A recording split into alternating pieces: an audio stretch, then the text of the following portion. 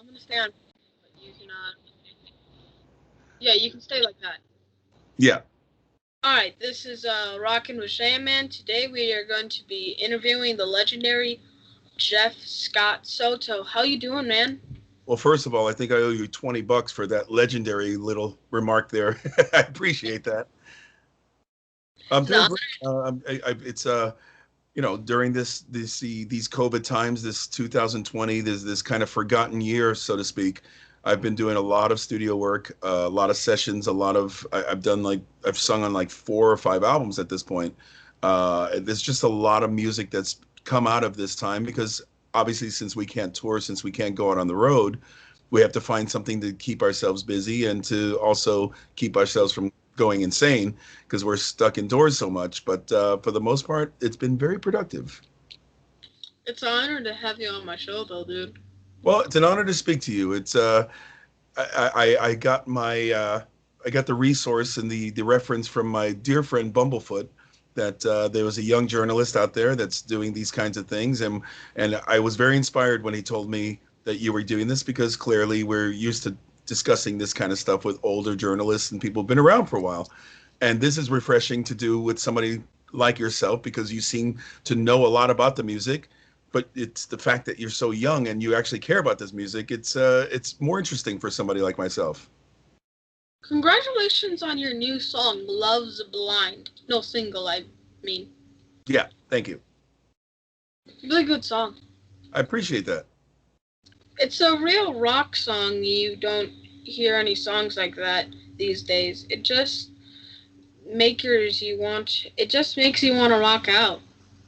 Well, I appreciate that. And to be honest with you, there's a lot of stuff like that, but there's probably a lot of stuff you're not as accessed or you're not access to because maybe you're either not looking for it or it's not in the channels or the arenas or the areas that you're normally listening to music. But there are a lot of great artists, a lot of great music that's been pumping out, especially with Frontiers Records. That's a label that I'm also on.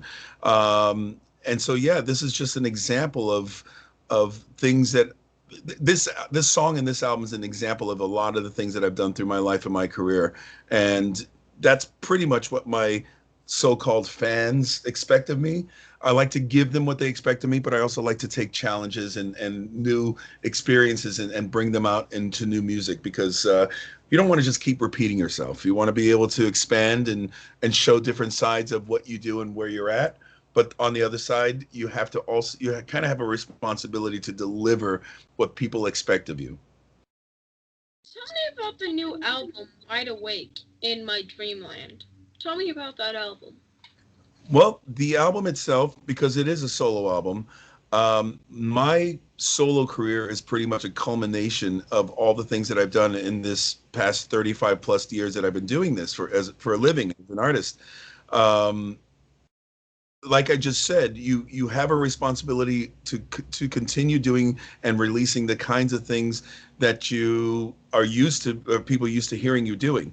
But on the other hand, you also have a responsibility to yourself to grow as an artist and to also change with the times, with technology, with the sounds, with the expectations of not sounding like it came straight from another era or from another time. So this is what we do and what I did with this album, what I always do with every album. I try to give it a spin that sounds contemporary enough that it doesn't sound like it's from the 80s or the 90s or even the early 2000s. But on the other hand, it's got to have a familiarity with the classic genre it comes from, utilizing today's tools and technology to make it sound like it's today. There is a lot of crazy amount of songs on it, like 22 tracks altogether. Most new albums have like 9. This is awesome for all your fans. Well, to be fair, the additional songs that you're talking about is it's a live CD. It's an additional CD that's included into the CD edition of this. So those are all songs that I've previously done or previously recorded and released. So it's not necessarily that amount of brand new songs. It's just a bonus CD of a live show that I did for Frontiers Music. They have an annual festival in Italy every year, and last year I think this was my fourth appearance at it. And since we actually recorded the actual gig itself, we thought, why not have it as a bonus part of this new album that people will get that, like you said, it's nice to have that little extra bonus thrown in without the additional charge of, well, if you want the bonus version, you're gonna have to pay a lot more money. No, this was thrown into the idea of you get that additional bonus disc of us doing the live stuff of things that you've already heard before on top of the new stuff. One thing I want to talk to you about: how is COVID is affecting musicians? How is it affecting musicians? I think it, well, every, I can't speak for every musician. There's a lot of musicians that don't necessarily tour a lot. So the touring musician is the most affected. People like myself who are used to being on the road a good chunk of the year, pretty much every year for as long as I can remember, clearly that's affecting somebody like myself or somebody that does that kind of, that has that kind of background. There are a lot of artists that it's not affecting at all because they're not touring and they're used to being home and working and recording anyways. But what it is affecting is the reasons that the where these pieces of music are being released to. If somebody's writing a song or producing an album for an artist that is expected to be touring the next year, this is where it's affecting that person that's normally used to being home anyways. They're normally going to be home recording and writing and producing anyways. But if they're not doing as much of these works because they know an artist is not going to be on the road, that's where they're affected. So I think in general, we're all affected the same way in terms of, you know, we're just like everybody else in the world where we have to wait until it's safe to get out in the water again. But on the other hand, I think it's also affecting us in a more creative and productivity way that we're turning out more music. We're coming up with more music. I think 2021 is going to be an onslaught. We're not going to be able to keep up with the amount of music that's going to be coming out because everybody is forced to stay home and create. You see people everywhere saying that we need to support local businesses during the pandemic because they can close down. But I think we need to support our musicians, the people who gets us out of our bad moods and brings joys in times like this. We need it. Fans need to support you guys by actually paying for your music and buying your merch. They need to realize it is scary times not knowing when you can tour again without fans. Support. Some of the bands you might love not be able to continue. Ramsey, I think you're going to be a manager someday. Those are words of wisdom. Those are words of experience of somebody. That sounds like somebody who knows what we're all going through, and you're absolutely positively correct. It's a difficult time for us, and to be honest with you, I have to give it up to my fans in particular because they have stepped up. They in terms of buying merch or buying things or supporting me or supporting us in ways that they know are going to, even if they're the smallest things, they're going to help us in the long run. Because once you start losing the little support that you need just to even stay afloat, that's when you go under. And this is the same as you were just saying with small businesses and the support of your local communities. The same thing goes for musicians. My biggest concern, I do this for a living. I get to record albums. I get to sing on other people's stuff. I get to write for other people. My biggest concern are the people that work for us, the techs, the road techs, the road crew, the people that are behind the scenes, the unsung heroes of a tour are the ones that make it. Without them, we couldn't have a tour. We couldn't do what we do for a living, and those are the ones that concern me most because already when we're doing tours, when we're doing everything we normally do annually, we could do a tour for maybe 6 weeks, even 6 months. But when that tour is done, those people, they rely on going on to the next tour and they work year round. For them to not have any of these outlets right now, it's more concerning than when I'm going to be able to get back and do it because I'm not out there 12 months out of the year. They are, and they need to be out there that amount of time to make their living and pay their bills. So when when we do a tour, it doesn't only affect how we live and how we're able to provide for our families. It affects how they're able to do it. It affects booking agencies. It affects local promoters. So many people are affected that we are kind of the last ones you really have to worry about. So I appreciate your concern of supporting local musicians and supporting merch and all that stuff, but we're also trying to find ways that can help us support the people behind the scenes, the people that make it possible for us to do what we do for a living. It is so hard that now that people don't pay from don't pay for music. It's so hard now. Absolutely, it is another time. It's a new era, a new genre, a new experience of where music and music buying and purchasing and support is. And yeah, of course, it sucks in some to some regard, but in other ways, it's a blessing and a curse because the curse part is clearly we're not earning what we normally would be or should be in the sales of music.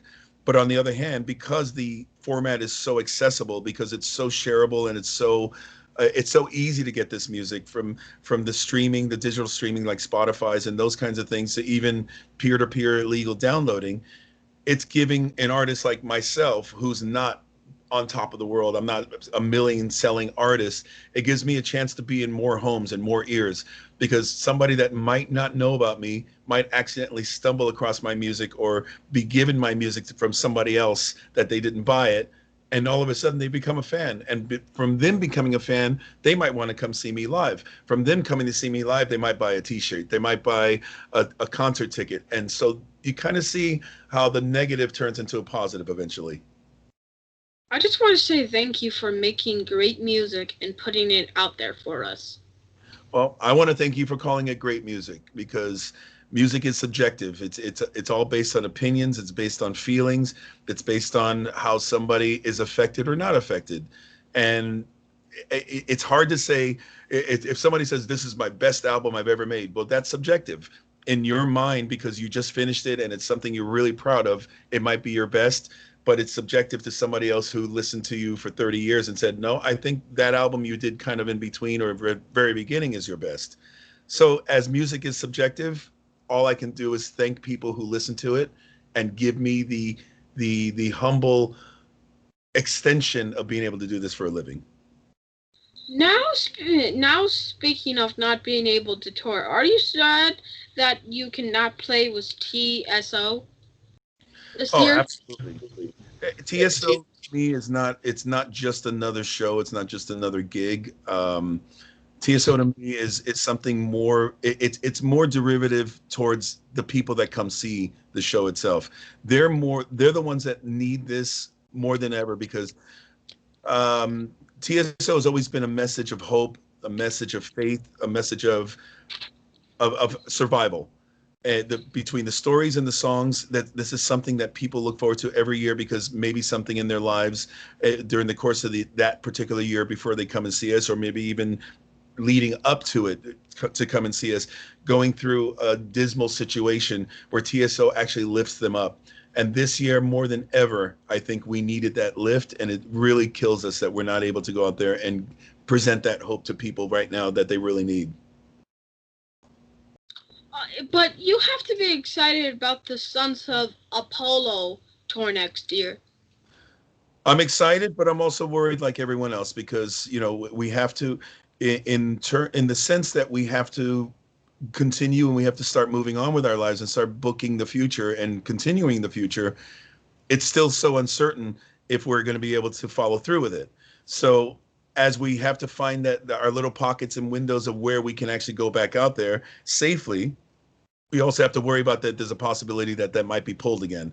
So it's exciting, but it's also nerve-wracking because until it's guaranteed proven that we can all be together in a room without having to worry about this particular virus and that we're talking about, things are continually going to continuing to be postponed, moved, canceled, and it makes us all nervous that maybe it's too soon to start thinking that it's going to be safe to go back in the water, so to speak. You have an amazing vocal range. What age did you realize you can sing like that? To be honest with you, I've been singing as long as I can remember speaking. I remember my family. I come from a Spanish background, and there was always parties. There was always celebrations at my house, at my grandparents' house, and my uncles and aunts growing up. and there was always music. And as far back as I can remember being able to speak, I was always singing. I was always kind of singing along to music or trying to entertain my family with the fact that I could sing. I remember being a young boy with my older brother. We were at a boys club of America. Those don't exist anymore. It's kind of like a YMCA kind of thing, but for young boys, where we can go play pool and go swimming. It was a cool recreational thing to basically keep kids busy, but also to keep them out of trouble when we lived in New York. And I remember we used to, my brother and I, he would start tapping on the, he was a drummer. He became a drummer. He started tapping on a bench with sticks or with whatever, just his hands, and I would be singing along, and people, we used to entertain people with just a cappella singing and him tapping along, keeping the beat. So it's always been in my DNA. It's always been in my blood, and it's always been a desire to become an artist, to become a singer. The rock star part happened later when I discovered rock and roll, because I grew up more with the Jackson Five and a lot of R&B stuff that was happening back in the early '70s. But the rock and roll side came in later, where I'm like, I don't want to just be a pop artist. I want to be a rock star. How do you keep your voice in good shape? Do you avoid certain things because it can affect your voice? Absolutely. There's a responsibility that I have to myself and of course to my fans. If I want to keep doing what I do and keep the level of what I do to up to a certain to a certain degree. Um, when you're young and foolish and staying up all night, and some people are drinking and some people are talking all night in between gigs and between a tour, and you ruin your voice the next night, and oh well, it'll get better the next day.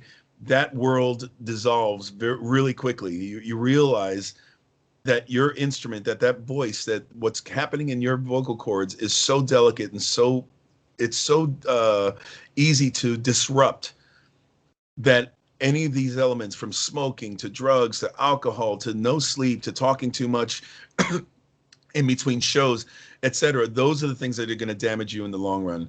So you have to learn this as you're young, because clearly when you're young, you're bulletproof. You think you can go forever. This is going to be exactly like this for the rest of my life. But as you get older, things change. Things start dropping. Your range drops. Your ability, your stamina, all these different things start changing as you get older. They kind of slow down. So you have to find ways to keep them at the pace that you need to keep them at, whether you speed them up from exercise to diet to not doing any of the things I spoke about, like drugs or smoking or cigarettes, getting the right sleep, not talking between shows, not talking too much or screaming and yelling and all that stuff. All those little things, you realize if you eliminate those things, you start extending your life, your life's blood, your shelf life as a singer, as a performer, as an artist. And when you get up on stage, it doesn't seem as hard to do as when you're not practicing these ideas. What was it like when you took over as frontman for Journey? For me, it was an absolute dream. Journey is one of the biggest. Journey and Steve Perry were one of my biggest influences growing up. It's funny to say, when I hear or read about when oh, well, Jeff didn't really belong there. He doesn't have the Journey signature sound. It's funny because that band and that voice, that Steve Perry's voice, was such a huge influence on me, that was actually a crutch for me in other bands that I was in before I started getting into the harder rock arena of my life. I sounded too much like Perry. I sounded too much like that style and that clean crooner R&B smooth sound than people wanted from me back then. So that was absolutely part of my DNA, and I could sing that stuff blindfolded because I knew it all. It was all part of my regimen. It was all part of the things that I listened to and sang all the time, and even added to my influence in the studio things that I was doing back in those days. So for me to sing that catalog, to be a part of that legacy, was something I will cherish for the rest of my life. It's terrible that it didn't end the way I would have liked it to, but unfortunately, that's just the way things happen. As far as I'm concerned, it's one of the greatest moments of my career in my life, and I will treasure and honor that as long as I live. Was it weird doing somebody else's songs? Not at all, because when you're growing up, especially before you start writing your own material, you're already doing other people's stuff. Most people start in cover bands. Most people start their lives, their musical lives, covering other artists. So, yeah, of course, when you get to a certain part of your life where you're only doing your music and you start now and have to go in and do somebody else's music, it's an adjustment. But that those songs were part of my life to the point where it wasn't like I was in a tribute version of what Journey was at that point, or covering Steve Perry's voice. That to me was just an extension of what I was already doing before I became a professional musician myself. I think your voice was perfect for it. I can just imagine you saying, "Don't stop believing, hold back to that feeling, street lights, believe out." Well, with that young, pure voice of yours, you make it sound so easy. Try doing that when you're my age. Can you try it? The same reason I'm not on camera right now is the same reason I'm not going to sing a cappella. And again, there's no excuses, but it is 12 o'clock in the afternoon, and a vocalist, especially a trained singer at this point. I don't say I'm a trained singer, but somebody who knows about training also knows that you need to warm up to get to certain levels. If I start barking out a lyric or a melody without warming up, it's certainly going to sound like that. And I'd rather not put this on the internet of what I sound like before I warm up. You almost got to take over as frontman for another band.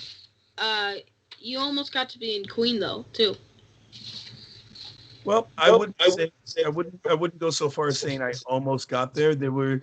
I'm very good friends with Brian and Roger, Brian May, Roger Taylor, and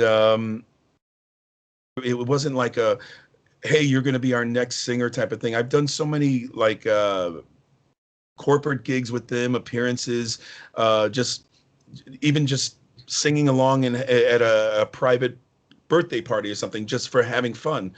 There was never any sit down of you should be or will be or could be our next singer.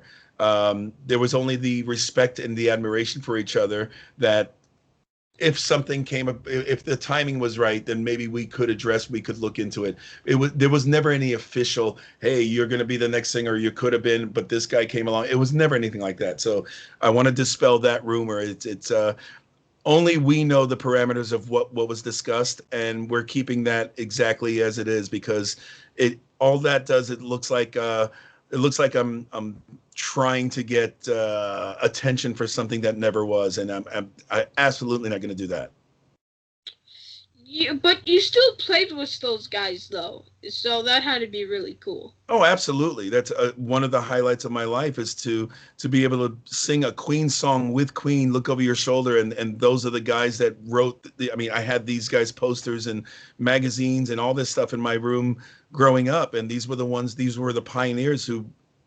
They were the ones. They're the reasons I'm here as an artist. They were the inspirations that put me in the arena of wanting to be that for a living. So to be able to do that with those guys, it's the same as with Journey.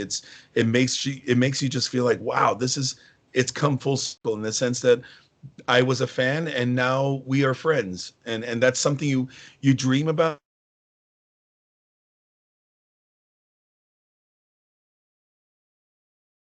You for there? having millions of fans around the world. That validation of playing with your heroes is probably the most rewarding part about doing what I do for a living. Well that has to be cool. That might have been. I think things worked out because I love Sons of Apollo, and if you were in another band, the Sons might have never formed. Might have. You're absolutely correct in that. Yeah, absolutely. There's a thing that you get from every experience that you do in life, musically especially. And there's so many times where journalists will ask me, they'll ask me, "What's your favorite album and what's your least favorite album that you've done?" And I never have an answer for the least favorite, because that all that says is it shows that you have a regret. And in music, you shouldn't have any regrets, because in music, every single thing you do, you learn from. Even if it's a bad experience, you learn from it, and you know to move forward from it and how to move forward from it. If it's a good experience, and you know you're going to be able to utilize that in something else in the future. And this is one of the reasons I don't have any regrets. I don't have any things that I would go back and say, oh, I would never do that album if I had the chance to. How crazy is it that you sing almost 100 different albums? It's not crazy in the sense that, number one, music is my life. I know it's the old cliche, music found me, I didn't find music. Music is my life in the sense that it's not work for me. It's a labor of love, in terms of I love doing what I do for a living. So therefore, I don't look at it as I need a rest from it. When somebody works a 9 to 5 job, or somebody owns a corporation, they usually need a rest from it. They need to go on vacation and get away from what they normally do for a living. My vacation is the fact that I get to do what I do for a living. I get to travel around the world and share my craft and share my experiences of what comes out of me in front of people around the world. To me, that's like the ultimate vacation. It's the permanent vacation. I'm using the title of an Aerosmith album now.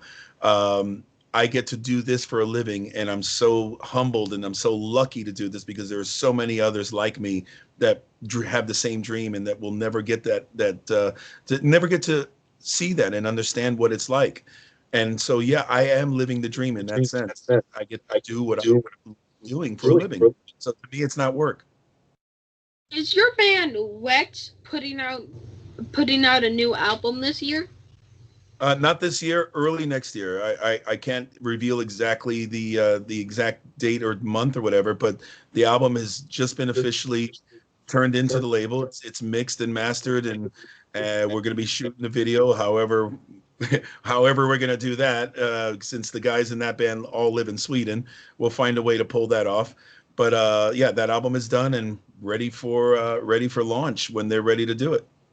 Will you tour them again when you can? I will tour with everyone that I'm involved with again when I can. It's I'm just looking forward to getting back out there and sharing that joy of what I do for a living with everybody again. And we just got to do it safely. We got to make sure that we don't shoot ourselves in the foot by booking things and expecting that we're going to be able to pull them off, and then they go and get canceled. So we're just being very careful, and we're just watching everything and following all the guidelines of what we have to do to get to that next level of going back to the live stage. You sang for Steel Dragon for the movie. Was that Marky Mark lip syncing to your vocals? No, sir. I My voice was given to Jason Fleming. He was the original singer for Steel Dragon, the guy at the beginning of the movie when Mark Wahlberg was still in the audience singing along to the band at their concert. That I believe that character's name was Bobby Beers, if I'm not mistaken. So my voice was used for the original singer for Steel Dragon. The voice for Mark Wahlberg was provided by Mike Mativic, or as his actual given name in Croatia is Mili. He did the voice from the guy from Steelheart did the voice for Mark Wahlberg, and yes, Mark was miming to his voice, because Mark Wahlberg is not a metal singer. Out of all the bands that you have been a part of, is there any bands that you want to work with again? At this stage of my life and my career, I think I've pretty much completed my bucket list. Between all the bands that I've been in, all the bands that I've been able to front, all the musicians that were my heroes and peers that I've gotten to sing alongside. Even here in LA, we've got this weekly event called the Ultimate Jam, and it's a culmination of local rock stars, the ones that basically live here, that get up every week, and they do, it's kind of like a hodgepodge smorgasbord of people jamming on cover songs. And so I've sung with some of my favorite artists, and even some people from around the world that are in town, and they're in town for this jam. They get up and jam on stage. I've had the chance to basically play with everybody that I've always ever wanted to play with. I think maybe Eddie Van Halen and Prince were the only ones that were missing in that equation. But unfortunately, one of them is not even no longer with us, so that's never going to happen. As far as I'm concerned, I don't even keep track of that stuff anymore because between the Steve Vais and the Nuno Betancourts and all the others that I've gotten to jam with that I'm not in bands with, I pretty much completed that list, that bucket list of people that I wish I could jam with and just even do a song with. You joined a famous musician at the age of 18. Do you ever think that your career would take you to where you are now? To be honest with you, when you start this life, when you start this dream, you always aspire to just keep going, to keep growing, to keep getting bigger, to keep being more known. As far as I'm concerned, I haven't even achieved a smidge of where I was hoping or where I would like to be as an artist and as a performer, as a known artist. So as far as I'm concerned, this is why I keep going. This is my motivation to just keep doing what I'm doing because I still have a long way to go as far as I'm concerned. And when you think I'm going to be 55 this year, to still have the ideal that there's somewhere else to take this, that keeps me going. That's what keeps me excited about doing what I do for a living. If you could go back, what would you tell your 18-year-old self? Um, I would just remind myself that I'm on the right course and continue doing what I'm doing. There's nothing I could do differently or nothing I would do differently that I could change the course of my life. Because as far as I'm concerned, I did everything right in terms of I'm a good person. I treat the people that I work with and the people that I know and love with absolute respect. And from that, I can only achieve and have achieved what I could by following those ideals. So I would just remind myself, you're doing everything exactly the way it's supposed to be done. Keep doing it. How are you handling the pandemic? Same way we all are, one day at a time, one yeah, one drop at a time. We have to wait until we're all able to go back. There's no magic mirror. There's no crystal ball of when that's going to be. So all we can do is keep keeping on until, like I keep using that term, until it's safe to go back into the water. And once that happens, then we can all feel normal again. But until then, I'm just doing what everybody else is doing. We're surviving and we're being creative and we're keeping ourselves as busy as we possibly can until we're ready to get back to work. I don't really leave the house that much, but when I do, I make sure I wear a mask and disinfect myself. Right. Good man. Do you enjoy the break from touring? I got to be honest with you. Yes, I do. It's one of the things. It gets when you tour every year, you do realize that when you know a tour is about to start, you start not dreading it, but you start realizing, oh, I'm gonna miss my family, I'm gonna miss my bed, I'm gonna miss my dogs. You start kind of preparing yourself mentally for the things that you're going to miss. And sometimes you'll even get to that point like, oh, I wish I could just not tour this year. I wish I could just stay home. I literally said that before the pandemic started. Not that I didn't want to tour, not that I didn't want to see my brothers and follow up with this great Sons of Apollo record we made, but I kind of felt like I was starting to burn out a little bit. I really wanted to just stay at home and live out of pajamas and not really do much in terms of leaving the house. And yeah, it falls under the category of be careful what you wish for. But on the other hand, I've truly enjoyed this little break, and I think it's going to make me appreciate going back on the road even more than I ever did in the past. What if, so you and Bumblefoot and Guns N' Roses actually said you want to sing with us? So you would go as Bumblefoot as well. Would you take it, or would you just stay how you were? Hell no! I trying to sing Axl Rose's range and those songs is a suicide mission. Only he can do it. Axl is one of those voices. He's one of those personalities.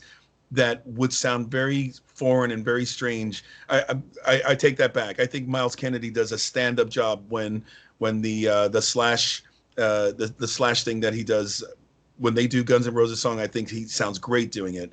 To be honest, I don't think my voice would be very suitable for that. Of course, I could sing it, I could mock it, I could get through it, that type of thing. But Axl's voice is so unique that nobody else should be singing Guns N' Roses other than him. And I guess it kind of fits the same way when people talk about nobody should be singing Freddie Mercury or singing Steve Perry, because there's such unique voices and such blueprints and kind of thumbprints, so to speak, of why that stuff sounds so good. But on the other hand, it's, when a singer passes away, you have no other choice but to replace them if you want to go on tour. That's one of the reasons why I'm so happy that even Queen have Adam Lambert, because they're able to play those songs and make people that love that music so much happy again to hear it live. Can you believe that AC and DC is back? AC and DC. You're making it sound like it's two groups. ACDC. Um, I can believe it because in the end, music is eternal, and music, especially a band like this, the legacy and the background they have, it was inevitable that they finally put this back together in as complete original form as they possibly can pull it off right now. And I'm very happy to hear that Brian Johnson is back in the fold and they're going to be resuming where they left off. What's next for Uh, you and your band? What's As next for I said, I've you and your band? got this new record, Wide Awake in My Dreamland, coming out in November. I've got the new Wet album coming out early next year.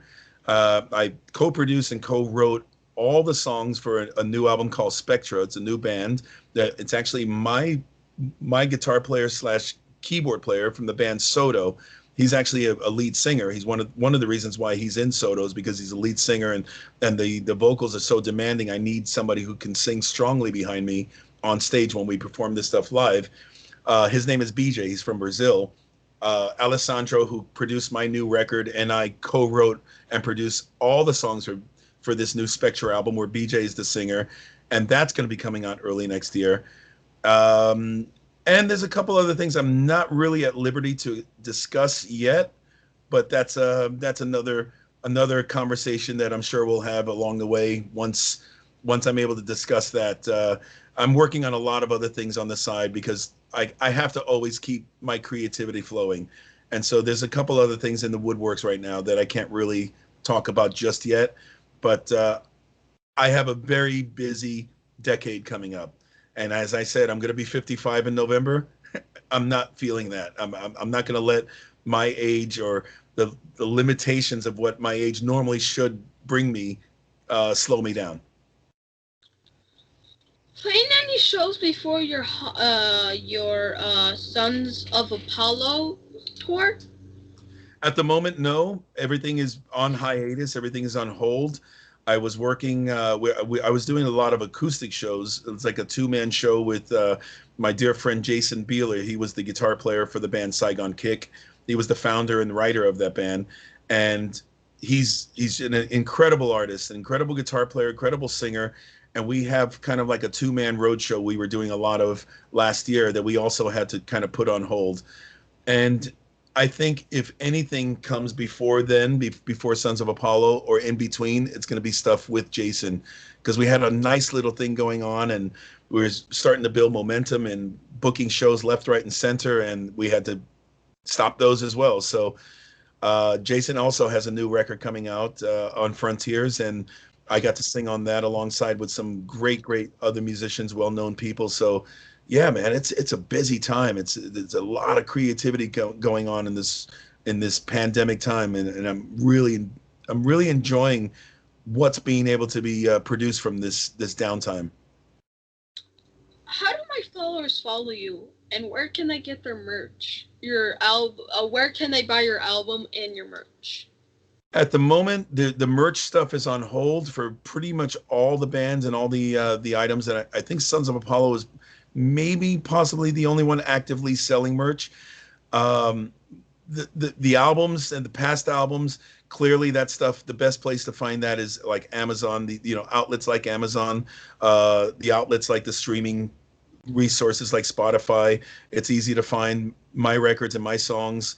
But as far as like t-shirts and stuff like that, there's not really any activity going on, just because those things usually sell best when we're on tour, and it's just really nobody running those stores at the moment. So unfortunately, you're not going to find any real like t-shirts or any swags type of stuff to be able to be picked up. But anywhere from Amazon to eBay, you can find all my music. Would you tour with Queen again, or would you just say that's a part of history, that's over now, or would you tour with Queen again? I've never toured with Queen ever. I think you might be confusing. I was with the Queen Extravaganza, which is a Queen tribute band that was sponsored and put together by Queen. Yeah, Uh, that's Queen. if you're talking about that, to be honest with you, not really, because I not only am I so busy with my own stuff, and I've got enough that I have to cover, and that I've got enough responsibility to back up and follow up on. But the Queen Extravaganza was a great and fun thing that I did, basically because they wanted to launch it. I was asked to be a part of it. I was kind of the rock, quote unquote, representative of the Queen legacy, because when we started that, it was four singers, and every singer basically represented the different levels of Queen and their lifetime and their categories. So I was more of like the stone cold crazy, um, heavier portion, the tie a mother down guy. I was singing more the heavier stuff of Queen's legacy in that thing. So it was a lot of fun, but to be honest with you, I don't really have the time to be doing any tributes or cover things at this moment, because I'm just too busy with my own stuff. Can I tell you something, man? Thank you for being on my show. It was amazing. I hope the next time we talk, we'll be at the backstage at one of your concerts, man. You really are a legend, just like Bumblefoot, and you really do deserve to be in his band, man. Remzi, you're Peace. the legend. You're doing this. You're doing a great job. I love seeing the enthusiasm of what you're doing. It's really inspiring, because I know someday you're going to be a top-notch journalist, and I can say I was talking to this kid when he was just starting out. So it's a pleasure to talk with you today. Keep doing what you're doing, and I want to see you become a legend too someday. All right, man. See ya. Take care, bro. Peace. Later. Peace.